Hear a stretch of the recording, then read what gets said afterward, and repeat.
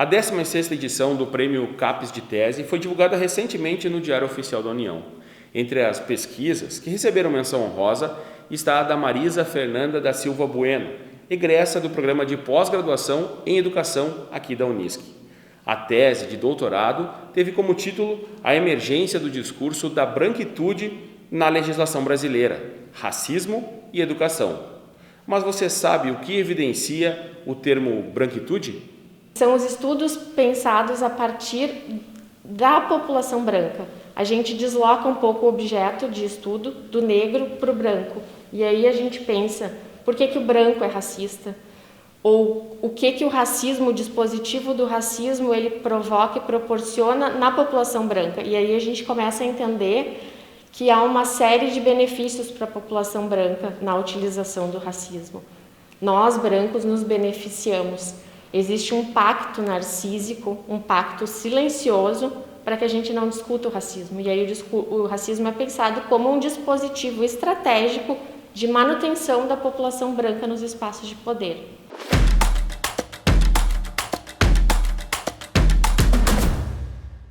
O discurso do racismo, eu pude verificar que ele existe, embora ele não seja nomeado, não exista esse nome na legislação, mas se fala sobre um privilégio branco. E se não houvesse esse entendimento, obviamente que não seria necessário a gente criar políticas públicas que possibilitassem o acesso para a população negra. Então, só a necessidade de criação de políticas públicas e que essas políticas tentem equilibrar um pouco a balança social, porque existe um segmento da população que não tem o acesso igualitário. E aí muitas das discussões que a gente faz e que a gente ouve é sobre o direito de igualdade. E muitos dizem assim, mas se a Constituição estabelece que todos são iguais perante a lei, por que nós iríamos beneficiar parte da população? E na verdade o direito de igualdade é um direito que ele tende a ser desenvolvido. Então a gente trabalha com uma perspectiva de igualação.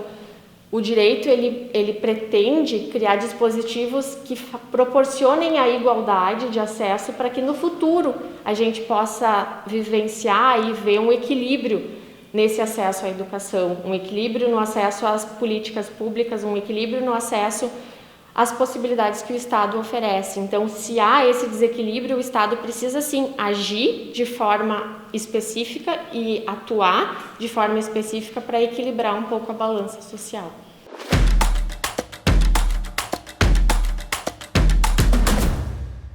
Sim, o sistema é totalmente racista. O sistema, o direito, o currículo, como é pensado o currículo na educação. Um exemplo disso é que a gente pode pensar em um exemplo bem pontual. Por que os personagens negros da nossa história não são retratados ou são muito pouco retratados?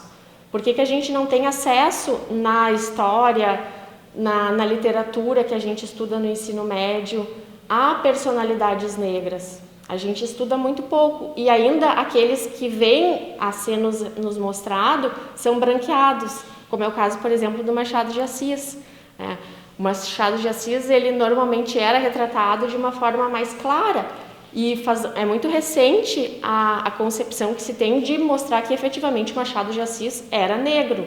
Então, esses procedimentos, esses dispositivos que são dispositivos estratégicos, que eles têm uma finalidade, que precisam ser pensados por nós e de certa forma colocados em xeque para que a gente consiga avançar em termos de sociedade.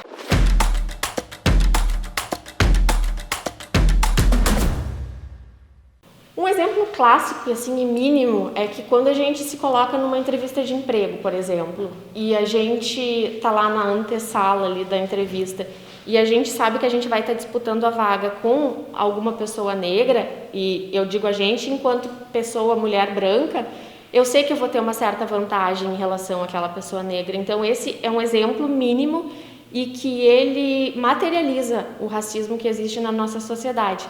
Mas o racismo ele está em toda parte. Obviamente que quando uma criança chega na sala de aula e personalidades negras são mostradas para ela, ela vai conseguir ter a autoestima dela valorizada, ela vai ver que aquela personagem, aquela personalidade se destacou, que foi uma pessoa com poder, que foi uma pessoa que conseguiu potencializar as suas características, e ele vai se espelhar de forma positiva. Então, imaginem um currículo que aponte isso de uma forma positiva, vai trazer muitos ganhos para essas crianças, para esses jovens, que vão ter possibilidades, pelo menos possibilidades de se colocarem melhor e de serem mais felizes nas suas vidas.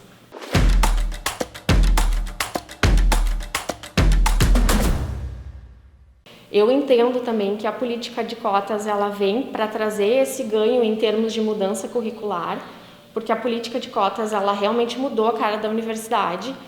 O acesso foi muito maior, a gente vê uma universidade mais colorida, a gente vê um destaque nos cursos de graduação e entendo que a longo prazo também vai mudar a cara dos professores das universidades, porque é uma consequência natural. Então, essa mudança curricular, além das políticas que são políticas que vêm de cima para baixo da legislação, elas também tendem a se pulverizar em função de que negros e negras vão estar trabalhando também na formação curricular, e isso são questões que, na verdade, elas não são colocadas de um ano para o outro, mas a gente vem de um processo desde a abolição da escravatura, em que negros e negras lutam para ter acesso à educação. A ferramenta da aprendizagem, ela significa um acesso ao poder, porque a gente sabe que quem tem essa habilidade de ler e escrever e de entender o mundo, ela consegue acessar e consegue se colocar de forma atuante nas relações políticas.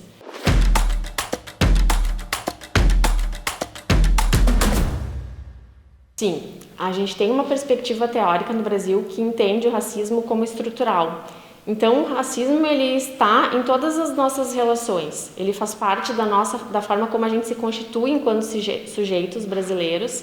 E falar sobre o racismo e entender que ele é estrutural vai fazer com que a gente avance de alguma forma.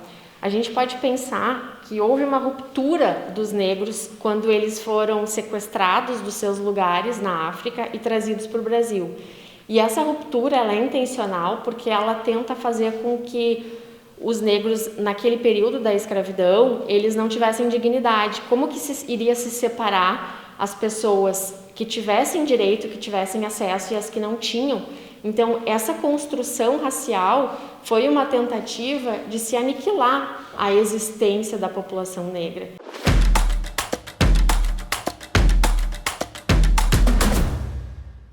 Eu penso que a escrita da tese, penso que ter recebido esse prêmio, na verdade, é um reconhecimento para o programa de pós-graduação em educação. Eu sou aluna da primeira turma de doutorado em educação aqui da Unisc. Então, ter uma aluna da primeira turma de doutorado com o reconhecimento da sua tese, eu entendo que é um prêmio para todo o programa. E acredito que eu só consegui escrever essa tese e que essa tese seja reconhecida porque eu tive um ambiente favorável para essa escrita, porque eu fui acolhida pelo programa, porque estou inserida num grupo de pesquisa, que é o grupo coordenado pelo professor Moser, que pensa a temática racial, que discute textos de autores importantes de uma forma intensa. Então a gente pensa o tempo inteiro sobre isso, a gente discute, e o fato da Unisc e do programa de pós-graduação dialogar com a comunidade também entendo que é extremamente importante, porque a gente não faz uma pesquisa que está restrita a um campo isolado, a gente conversa com a sociedade, e me parece que esse é o sentido da pesquisa acadêmica, né? Não adianta a gente escrever só para a gente ou escrever só para muito poucos. Entendo eu que a pesquisa acadêmica ela tem que ser lida por todas as pessoas, ela tem que ser escrita para que as pessoas consigam entender, e me parece que isso só é possível num ambiente favorável, num ambiente que converse, que dialogue de uma forma justa com os alunos e com o mundo da vida, com a sociedade.